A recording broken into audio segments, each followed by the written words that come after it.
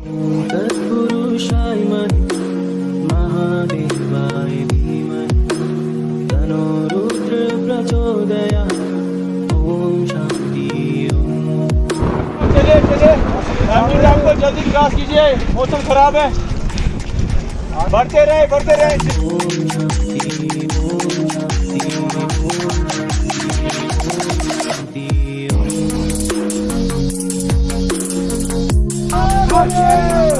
भगवान का नाम लेके ओम शांति ओम। Hi friends, good morning. सुबह के 4:30 बज रहे और मैं निकल रहा हूँ बाबा बर्फानी अमरनाथ यात्रा की ट्रैकिंग पर। दोस्तों, पिछले वीडियो में मैंने आपको बताया था कि आप पहलगाम कैसे पहुंच सकते हैं और यहाँ पर कहाँ रुक सकते हैं। आज के वीडियो में मैं आपको बताऊंगा कि पहलगाम के रास्ते से आप अमरनाथ की ट्रैक कैसे कर सकते हैं। तो दोस्तों, अभी मैं निकल रहा हूँ पहलगाम से चंदनवाड़ी के लिए और वहाँ पर मैं अपना रजिस्ट्रेशन कराऊंगा। उसके बाद मैं अपनी ट्रैक को स्टार्ट करूंगा। बने रहिए वीडियो में। आज हम करते हैं बाबा बर्फानी अमरनाथ की यात्रा।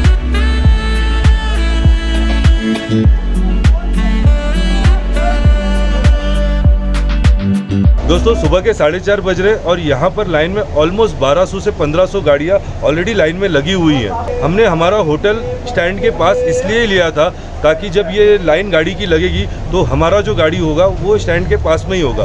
फिर भी हमारा गाड़ी अभी ऑलमोस्ट 100 नंबर के पीछे है। सुबह 5 बजे यहाँ से एंट्री दिया जाता है और सारी गाड़ियाँ जो ये जितनी लाइन में गाड़ियाँ लगी ये सारी गाड़ियाँ चंदनवाड़ी की तरफ जाएंगी। चंदनवाड़ी यहाँ पहलगाम से 14 किलोमीटर है और यहाँ पर जो टैक्सी वाले हैं वो 200 रुपये पर सीट चंदनवाड़ी तक जाने का लेते हैं। अभी हम यहाँ पर वेट कर रहे हैं परमिशन मिलने का। जैसे ही परमिशन मिल जाएगा ये सारी गाड़ियाँ एक साथ चंदनवाड़ी के लिए निकल जाएंगी।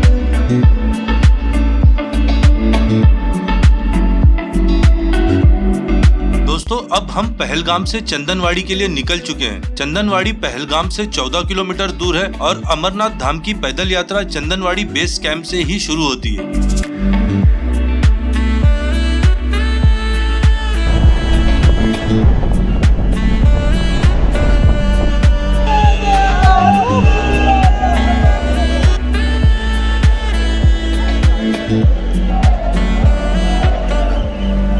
यहाँ चंदनवाड़ी पहुंचकर सभी यात्रियों को पहले अपना यात्रा परमिट चेक करा के अपने लगेज और सामान की सिक्योरिटी चेक करानी पड़ती है।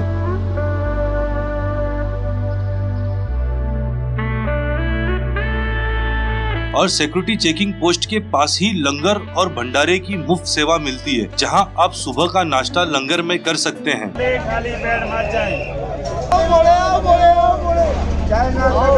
चंदनवाड़ी से आप ट्रैकिंग के लिए एक डंडा लेना ना भूलें, क्योंकि पूरे यात्रा में इसकी आपको सबसे ज्यादा जरूरत पड़ेगी। यहाँ आपको घोड़े और पिट्ठू भी मिल जाएंगे जो 4300 में पंचतरणीय बेस कैंप तक जाते हैं। इनके अलावा चंदनवाड़ी में टेंट और मेडिकल की भी फैसिलिटी है।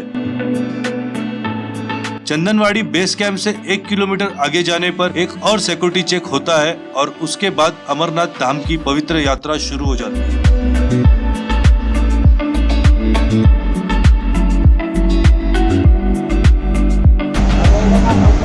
तो अभी हम चंदनवाड़ी से ऑलमोस्ट 1 किलोमीटर आगे आए हैं और यहाँ पर लीदर नदी बह रही है और इस जगह से जो सड़क है, जो कंक्रीट की रोड है, वो ख़त्म हो जाती है और पहाड़ों का रास्ता शुरू हो जाता है। तो अभी हमें यहाँ से पहाड़ों की ट्रैकिंग करना पड़ेगा। यहाँ पर भी जहाँ से कंक्रीट का रोड ख़त्म होगा चंदनवाड़ी में, वहाँ पर भी एक लास्ट सिक्योरिटी चेक है। अभी हमारा जो फर्स्ट स्टॉप होगा वो होगा पिशु टॉप।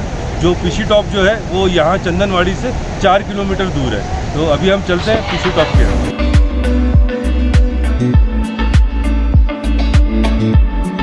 अमरनाथ यात्रा के शुरुआत के पहले ही 4 किलोमीटर सबसे ज्यादा कठिन है, जिसमें एक सीधे खड़े पहाड़ पर चढ़कर पिशु टॉप पहुंचना पड़ता है। एक मान्यता के अनुसार यहाँ देवताओं और दानों के बीच घमासान युद्ध हुआ था और मारे गए दानों के कंकाल से यहाँ एक पहाड़ का निर्माण हुआ। अमरनाथ यात्रा के पहले 4 किलोमीटर ही यात्रियों के लिए मुश्किल भरे होते हैं, जिसमें एक कठिन चढ़ाई करके यात्री पिशु टॉप पहुँचते हैं।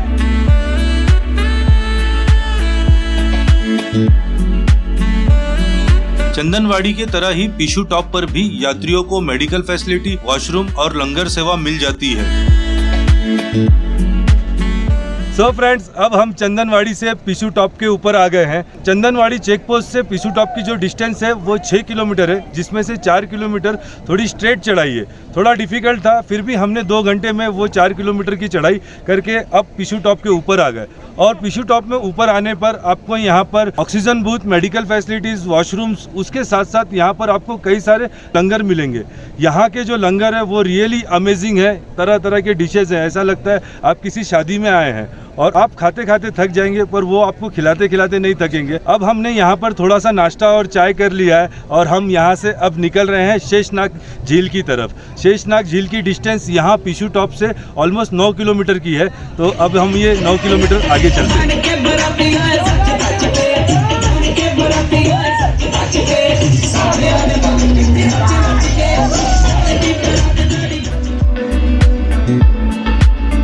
अब हम अमरनाथ के सबसे महत्वपूर्ण 9 किलोमीटर की यात्रा के लिए निकल गए हैं, जहां हम जोशीमठ और नागाकोटी होते हुए शेषनाग झील पहुंचेंगे। पिशु टॉप के कठिन चढ़ाई के बाद यात्रियों को जोशीमठ तक आसान रास्ता मिल जाता है। पिशु टॉप से जोशीमठ की दूरी 3 किलोमीटर है और ये रास्ता बेहद ही आसान और बेहद ही खूबसूरत है।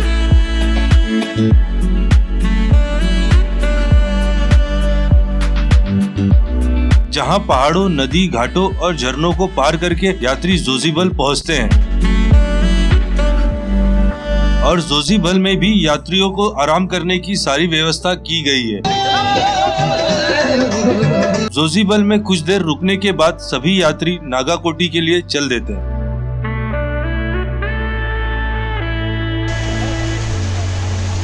जोशीमठ से नागाकोटी की दूरी सिर्फ 1 किलोमीटर है और नागाकोटी से फिर 4 किलोमीटर की कठिन यात्रा करके सभी यात्री शेषनाग झील के पास पहुंचते हैं।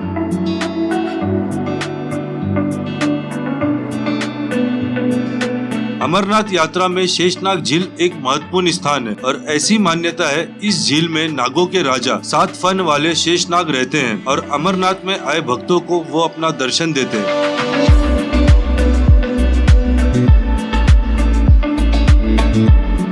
शेषनाग झील के पास ही शेषनाग बेस कैंप है और अमरनाथ यात्रा के पहले दिन की ट्रैकिंग इसी बेस कैंप तक होती है। दोस्तों, अभी मैं हूँ शेषनाग बेस कैंप पर। हम सुबह निकले थे और 17 किलोमीटर का ट्रैक करके हम दोपहर को 1 बजे शेषनाग बेस कैंप पर पहुँच गए।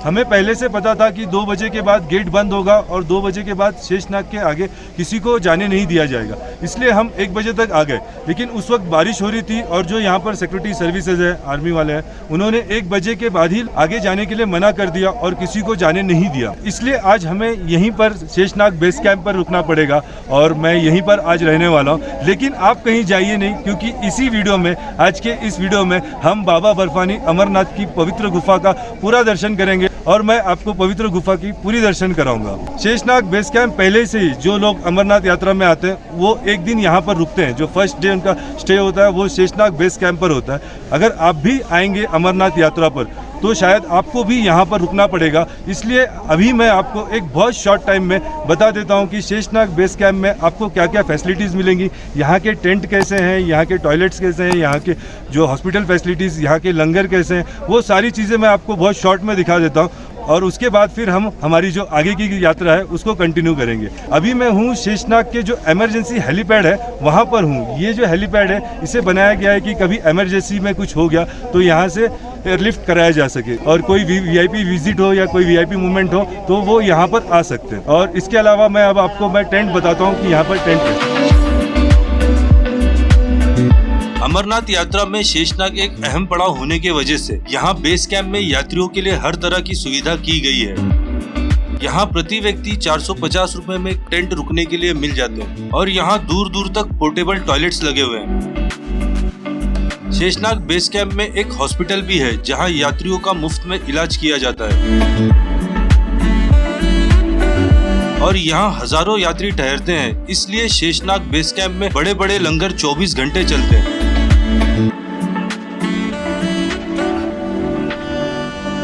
Hello friends, good morning. सुबह के बज रहे हैं 6 और अब हम हमारे आगे की यात्रा के लिए तैयार हैं। दोस्तों मैं रात भर बेस कैंप में था और आपको मैं कुछ ज़रूरी टिप्स दे देता हूँ। सबसे पहला तो आप जब अमरनाथ यात्रा पे आ रहे हैं तो सिर्फ जियो का पोस्टपेड सिम कार्ड ही लेकर आए। यहाँ पर एयरटेल और BSNL कुछ नहीं काम कर रहा है। रात भर लोग मिसिंग थे, यहाँ पर अनाउंसमेंट कंटिन्यू चल रही थी, लोग मिल नहीं रहे थे।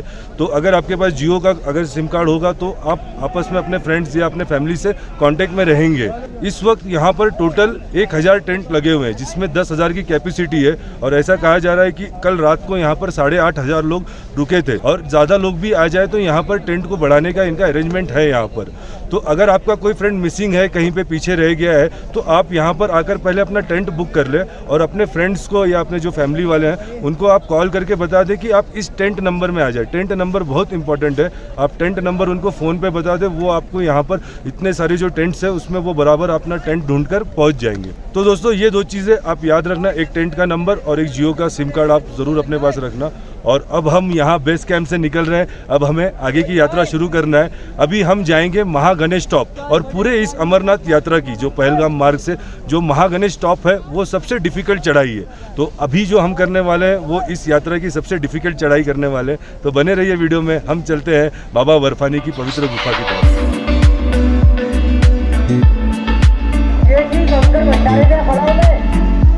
शेषनाग बेस कैंप से महागणेश टॉप की दूरी 4.5 किलोमीटर है और पूरे अमरनाथ यात्रा में महागणेश टॉप सबसे ऊंचा पहाड़ है जिसकी ऊंचाई समुद्र तल से 14,500 मीटर है।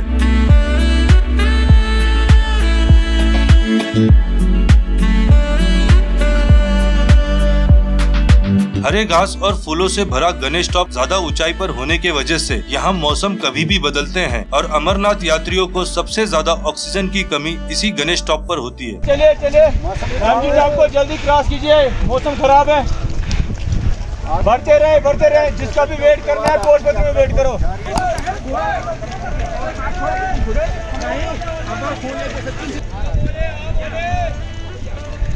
गणेश टॉप से पवित्र गुफा की दूरी 16 किलोमीटर है और अगले 10 किलोमीटर रास्ता पूरा ढलान है जहां यात्रियों को पहाड़ों से नीचे उतरकर पंचतरणी बेस कैंप पहुंचना पड़ता है। और गणेश टॉप से 2 किलोमीटर की दूरी पर पोषपत्री आता है जो अपने 5 स्टार लंगर के लिए फेमस है। पोषपत्री लंगर को 56 भोग भंडारा भी कहा जाता है जो श्री शिव सेवक समिति दिल्ली द्वारा आयोजित किया जाता है।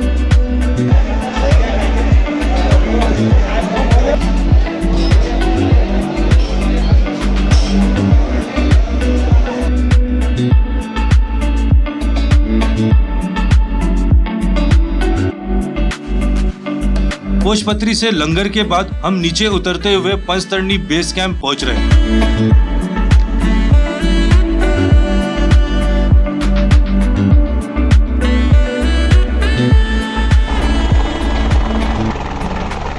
तो दोस्तों अभी मैं हूं पंचतरणी बेस कैंप पर। अमरनाथ यात्रा की जो सेकंड नाइट की स्टे होती है वो इसी बेस कैंप पर होती है। सुबह 6 बजे हम शेषनाग बेस कैंप से निकले और 14 किलोमीटर का ट्रैक करके हम दोपहर को 1 बजे यहाँ पंचतरणी में पहुँच गए थे।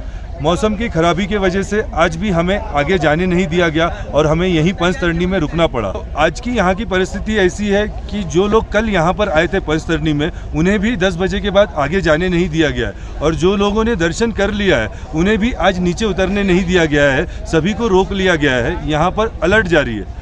तो दोस्तों आज के दिन हमें यहीं पंचतरणी में स्टे करना पड़ेगा और आगे की जो लास्ट की 6 किलोमीटर है पवित्र गुफा की वो हम कल सुबह करेंगे। यहाँ पर एक अच्छा है कि यहाँ पर सारे मोबाइल्स के नेटवर्क हैं, यहाँ पर BSNL, एयरटेल, जियो सारे चल रहे हैं और यहाँ जो टेंट्स हैं ये सेम वैसे ही हैं जैसे शेषनाग बेस कैंप में थे। तो आज हम यहीं स्टे करते हैं और मिलते हैं आपके साथ।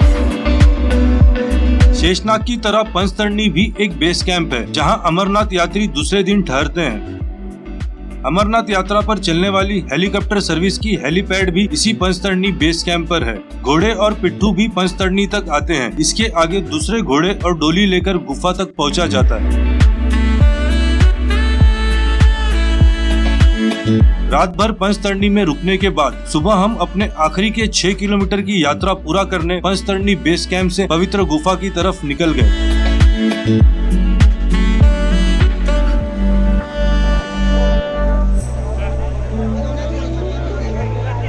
आखिर के 6 किलोमीटर का रास्ता भी कठिन है जिसमें एक सीधे पहाड़ पर ऊपर चढ़ा जाता है। खाली भगवान का नाम लेके चलो।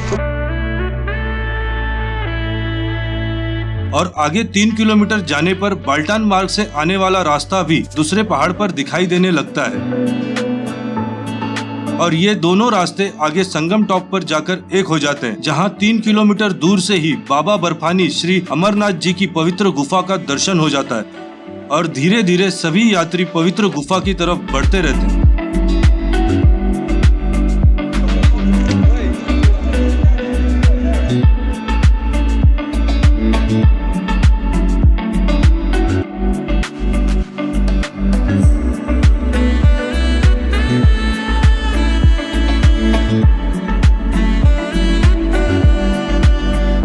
बाबा बर्फानी के दर्शन करने के लिए 421 सीढ़ियां चढ़कर ऊपर गुफे में जाना पड़ता है। गुफे में किसी भी सामान या मोबाइल को ले जाने की अनुमति नहीं है, इसलिए यहाँ सारे दुकानों पर सामान और मोबाइल रखा जाता है। बादल फटने की वजह से किसी भी यात्रियों को गुफे के पास रुकने नहीं दिया गया, इसलिए हम बाबा बर्फानी श्री अमरनाथ जी की दर्शन करके बाल्टान बेस कैंप पर लौट आए। तो दोस्तों ये था मेरा अमरनाथ यात्रा। मैं पवित्र गुफा के दर्शन करके अब नीचे 2 मील एक्सेस कंट्रोल पॉइंट पे आ गया हूँ। जो बाल्टान से जो रास्ता जाता है अमरनाथ गुफा की तरफ, वो इसी रास्ते से जाता है और ये 2 मील में ही उसकी चेकिंग होती है। और मैं यहाँ पर आया हूँ बाबा जी से मिलने।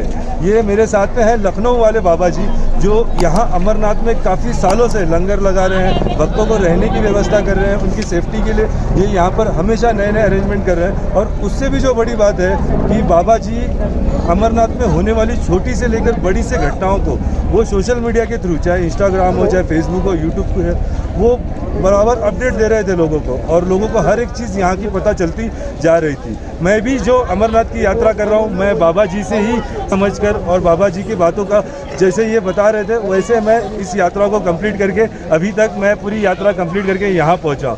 मैं चाहता हूँ कि बाबा जी आप लोगों से कुछ बात करें और बाबा जी आप लोगों को कुछ बताएं। जय भोलेनाथ जी, आप सभी भक्तों का स्वागत है श्री बाबा अमरनाथ बर्फानी सेवा संस्थान लखनऊ लंगर में। और हम इस समय यहाँ पे हैं 2 मील गेट और यहाँ से ही बाल्टाल की यात्रा प्रारंभ होती है। आप देख सकते हैं यहीं से ही श्री बाबा अमरनाथ बर्फानी की यात्रा स्टार्ट होती है। लोग यहाँ से पैदल और घोड़े और पिट्ठू से यात्रा करते हैं। और हमने एक मुहिम चलाई है, लंगर लगाया हुआ है यहाँ पे भक्तों के लिए कि उनको सेफ्टी रीज़न में हेलमेट प्रोवाइड कराते हैं और रहने की सुविधा है, खाने की सुविधा है। और सोशल मीडिया के माध्यम से मैं आप सभी भक्तों को जानकारी देता रहता हूं कि यहाँ पे जो भी होता है, कुछ यात्रा में जैसी भी दुश्वारियाँ आती हैं, जो भी आप लोग को अपने सामान कैरी करना होता है, जो भी आप लोग का बचाव राहत कार्य का होता है, जैसे भी यात्रा होती है, कोशिश यही करता हूँ आप सभी भक्तों तक सही जानकारी पहुँचा सकूँ, जिसके लिए हमारा यूट्यूब चैनल है, इंस्टाग्राम और फेसबुक, ट्विटर के माध्यम से आप सभी को जानकारी प्राप्त कराते हैं। ये पूज्य गुरुदेव जी हमारे हैं, जगत गुरु राम भद्राचार्य जी, मैं इनका शिष्य हूँ। और ये अवधेशानंद जी महाराज हैं, अखाड़ा परिषद के महंत जी हैं और ये श्री अमरनाथ श्राइन बोर्ड के महंत भी हैं। इन्होंने ही प्रथम पूजा कराते हैं श्री बाबा अमरनाथ बर्फानी की। तो बस आप सभी भक्तों से यही अनुरोध रहेगा कि आप हर वर्ष आएंगे और बाबा बर्फानी के दिव्य दर्शनों का लाभ प्राप्त करें। तो दोस्तों ये हैं हमारे लखनऊ वाले बाबा जी। अगर आप अमरनाथ की यात्रा कर रहे हैं बाल्टान वाले रोड, अगर आप अमरनाथ की यात्रा कर रहे हैं बाल्टान वाले रूट से, तो बाबा जी से आप ज़रूर आशीर्वाद ले सकते हैं। और दोस्तों मैंने आज की इस वीडियो में अमरनाथ यात्रा से जुड़ी हुई खास करके पहलगाम मार्ग से सारी जानकारी डिटेल में देने की कोशिश की और जितना भी मुझसे पॉसिबल हुआ इस 3 दिन की यात्रा में मैंने हर एक चीज़ आपके साथ शेयर किया। उसके बाद भी अगर आपको किसी चीज़ पर डाउट है या आपके कुछ सवाल है तो आप मुझे कमेंट कर सकते हैं या मेरे इंस्टाग्राम पर आप मुझे मैसेज कर सकते हैं। मैं 100% आपको रिप्लाई दूंगा। तो बस आज का वीडियो मैं यहीं एंड कर रहा हूँ। जय बाबा बर्फानी, भूखे को अन्न, प्यासे को पानी। चलिए बाबा जी, जय बाबा।